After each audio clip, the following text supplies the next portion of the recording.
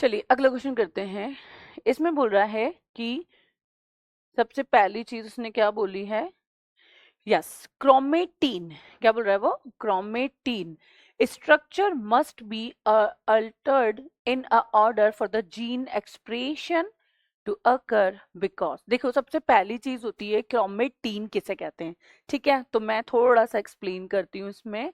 Chromatin हम बोलते हैं जब हमारे पास में क्रोमोसोम्स होता है, ठीक है, तो हम जब बोलते हैं हमारे पास में इस तरीके से ये फॉर्मेशन क्रोमोसोम जो होता है मोर कंडेंस फॉर्म कहलाती है। ठीक है, अब हम इस डायग्राम को अगर देखेंगे तो हम इसमें देखेंगे कि दो तरीके के स्ट्रक्चर हम शो करेंगे।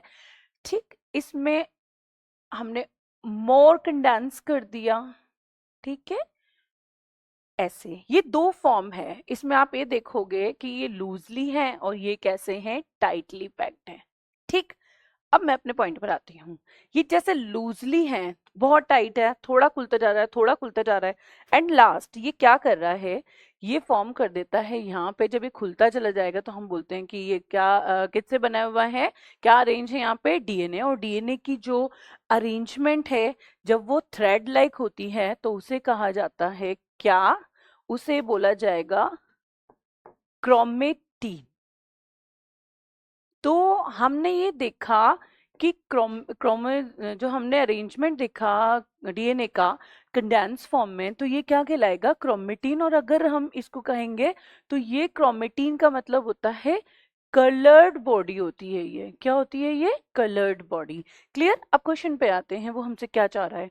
वो हमसे बोल रहा है कि क्रोमेटिन स्ट्रक्चर है तो वो जीन एक्सप्रेशन, जीन एक्सप्रेशन का मतलब होता है जब जीन अपने आप को एक्सपोज करे। ठीक है, तो यहाँ पे हमारे पास बोलता है कि कंडेंस क्रोमोसोम्स, क्रोमेटीन जो है वो क्या कर रहा है, is replicate but not transcript. भाई रेप्लिकेशन और ट्रांसक्रिप्शन, रेप्लिकेशन का मतलब क्या होता है, वो अपनी अपने जैसी कॉपी बनाना शुरू कर देता है। ऑब्वियसली क्रोमेटीन ऐसा आगे प्रोसेस होता है तो वो ट्रांसक्रिप्ट भी करेगा। ट्रांसक्रिप्ट का मतलब क्या होता है, जब एमआरएनए को चेंज करता है। ठीक है, सेंट्रल डॉगमा वाला जो हमने सीन पढ़ा हुआ है वो भी मैं आपको बता देती हूँ। सेंट्रल डॉगमा वाला जो है, जिसको क्रिक ने एक्सप्लेन किया था, ठीक है, इस कॉन्सेप्ट के अंदर वो कहते हैं कि हमारे पास में क्या है, डीएनए है, ठीक है, और डीएनए एक प्रोसेस होता है जिसे कहते हैं ट्रांसक्रिप्शन। इस ट्रांसक्रिप्शन से वो क्या बन जाता है, हमारे पास एमआरएनए। और ये जो एमआरएनए है ये फिर क्या करता है, ट्रांसलेशन करता है और क्या बना देता है, प्रोटीन। ठीक है, यहां तक का बात समझ में आ गई। तो डीएनए, डीएनए जब ट्रांसक्रिप्शन करेगा तो क्या बना देगा, आरएनए। डीएनए में जब अपनी कॉपीराइट बनाएगा तो उसे कहते हैं रेप्लिकेशन। तो हमारे पास में वो हमसे कह रहा है कि जीन एक्सप्रेशन, तो जीन एक्सप्रेशन का मतलब आगे के प्रोसेस को बता रहा है, तो ये वाला आंसर हमारा नहीं होगा।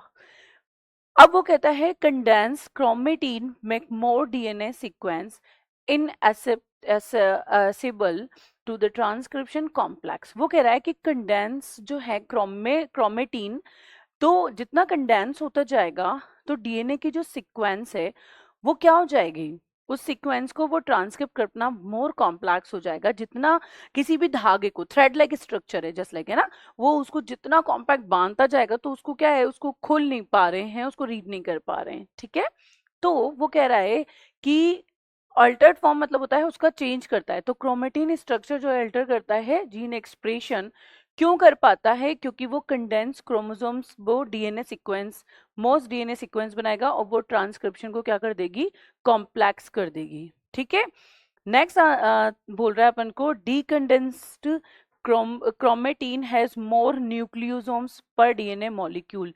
डीकंडेंस ये वाला कॉन्सेप्ट अपना नहीं है। हेट्रोक्रोमेटीन, अब हेट्रोक्रोमेटीन को अगर हम समझते हैं तो हेट्रोक्रोमेटीन, यूक्रोमेटीन, हेट्रोक्रोमेटीन दो सेट होते हैं क्रोमोसोम्स के। यहाँ पे बता देती हूँ मैं, हेट्रो का मतलब क्या होता है। देखिए इसी के वाइस वर्सा अगर अपन बात करते हैं, चलो हेट्रो क्या होते हैं, तो हम इसको अलग से एक्सप्लेन करते हैं।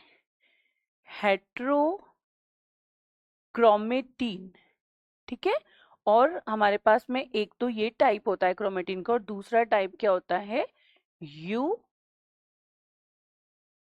क्रोमेटिन।